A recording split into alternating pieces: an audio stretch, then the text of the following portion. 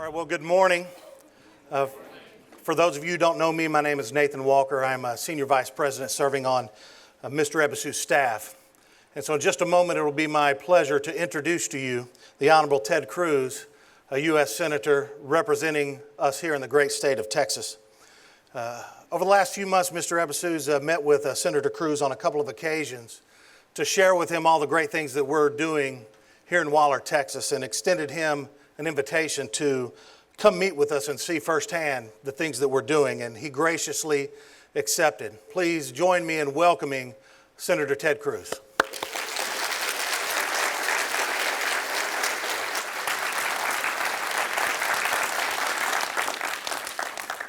Well, good morning. It is great to be with you, Mr. Ebisu. Thank you for the hospitality. I just had the opportunity to tour the manufacturing facilities. It is a very impressive facility, and I want to congratulate each of you I know next month you've got the grand opening of this facility, a big launch, and let me just say for the state of Texas, it's a big deal. This facility is over $400 million, over 4 million square feet, and when fully staffed, will be over 5,000 employees. Texas is real simple. We care about jobs. And I got to tell you, that is uniform across Texas, whether you're in East Texas, West Texas, whether you're in the Panhandle or the Valley. The number one priority in Texas is jobs, and what y'all are doing makes a real difference. So I'm here just to celebrate the good work of Daikin, the good work of the men and women who work here. And I have to say, by the way, being a native Houstonian, there is nothing more wonderful than air conditioning.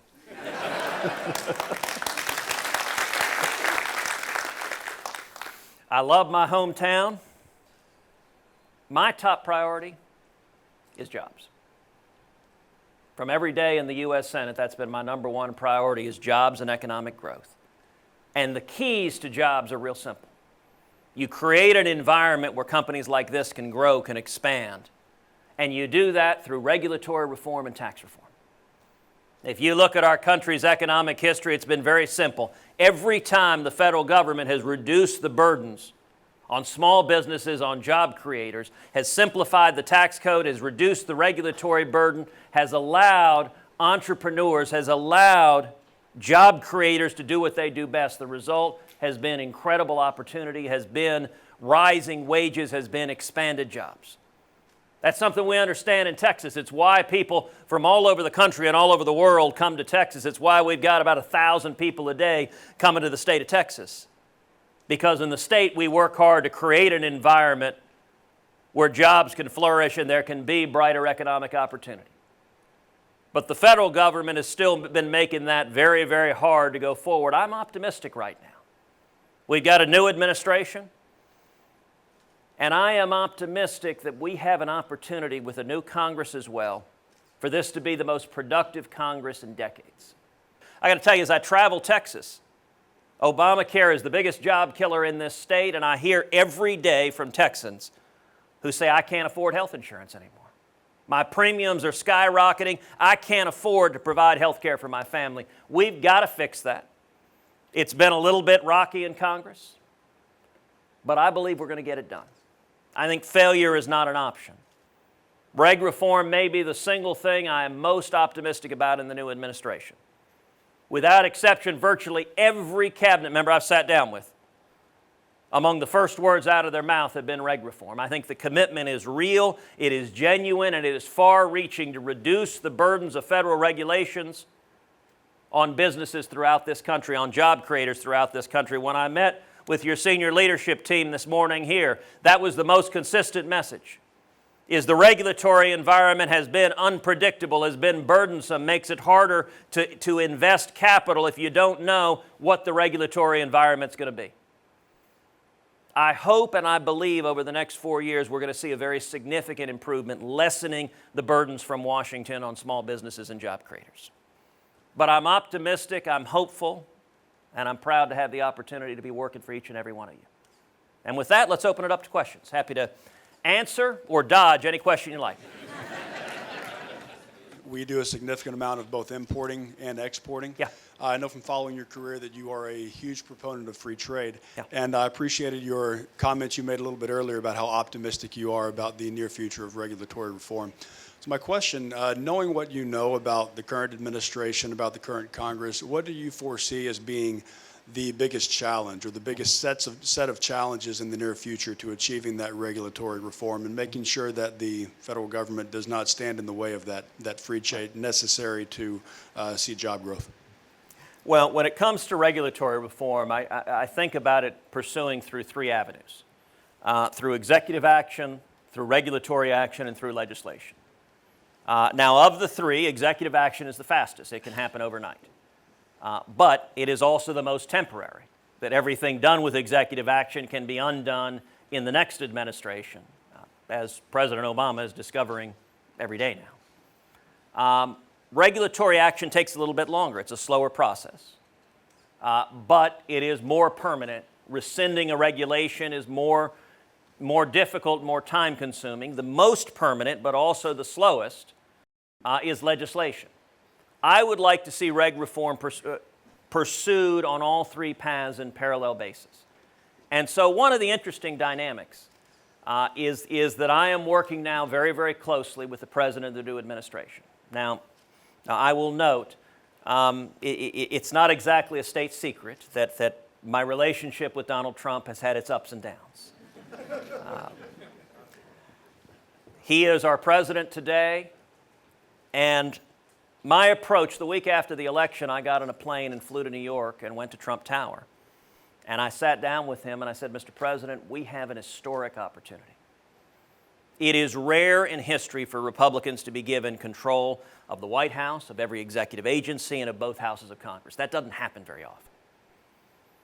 And what I told the President then, and what I've said every day since then, is I want to do everything I can to help lead the fight to actually accomplish what we promised.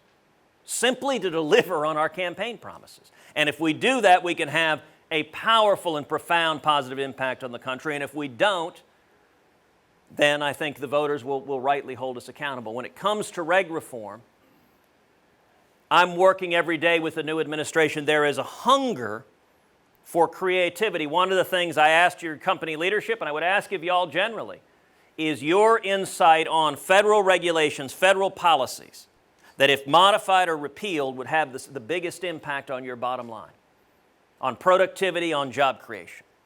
Because one of the realities is, listen, there are so many regulations that an early decision has to be made. Where do you prioritize your focus? Because if you fight everything, you're fighting nothing. And it's entirely possible folks in Washington could spend a bunch of time focusing on one reg over here, and you guys might say, actually, that doesn't cause us much problems at all. It's these things over here that are the real problems. So that's one of the things I try to do a lot of what we're doing now, which is traveling the state and just listening to people. Sitting down, doing round tables, listening to leaders, and asking those questions so that in turn I can be informed and help guide and give the benefit of your wisdom to the new administration in terms of where we should focus. I will say when it comes to more structural reforms, I think the best opportunity for that is likely going to be on infrastructure. There is a good chance of an infrastructure bill passing this Congress. I think both Republicans and Democrats want it to happen. The President wants it to happen.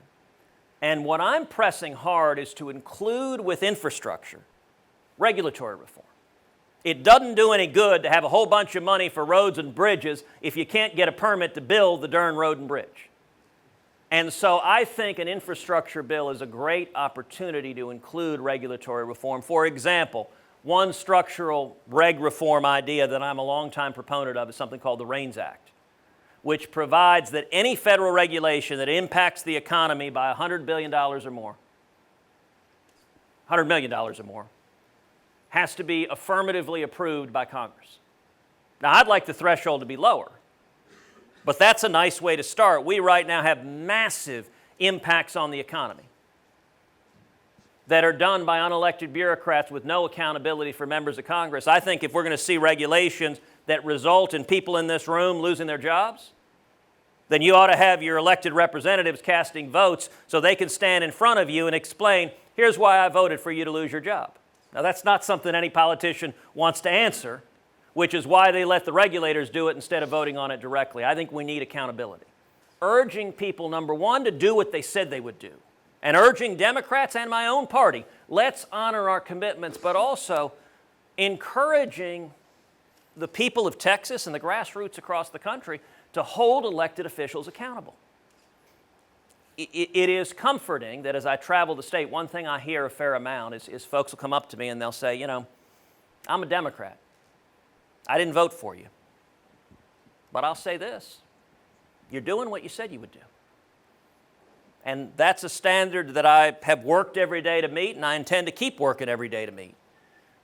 And success will be simple if we manage to reduce the burdens of Washington on your company, on small businesses and job creators throughout Texas and across the country. If we see the economy coming back, if we see manufacturing jobs like the great manufacturing jobs we have right here at Daikin, if we see more and more manufacturing jobs coming back to America, if we see wages going up, we will have succeeded in what we promised the American people. And if we don't, we will have blown this opportunity. And I'm going to work very, very, very hard to make sure that we deliver on our promises and succeed in seeing more jobs and more opportunity here in Texas. Thank you. God bless you. Thank you very much, Senator Cruz. 今日は、本当にセネターがここに招いて非常にたくさんの、嬉しいというか我々にとって印象的なことがあったと思います。We have gone through a lot of good things that has impressed us a lot with your visit today. まず最初に一つ目、セネターが私のブーツを褒めてくれたこと。 First thing is Senator liked my boots. That's the first thing I liked it.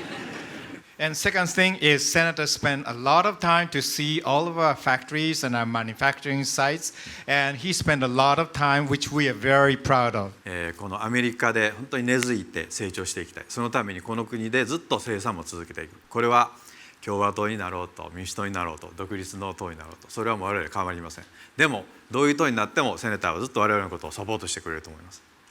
And the third thing, last of all, Daikin wants to stay in this country and keep manufacturing because we want to take a root in Texas. And that is to say, whether the government is Republican or Democrats, it doesn't matter. We'll stay here forever. Therefore, we anticipate and hope that Senator Cruz will continue to support us too. Thank you very much, Cruz. Thank you. Senator. Thank you. Oh.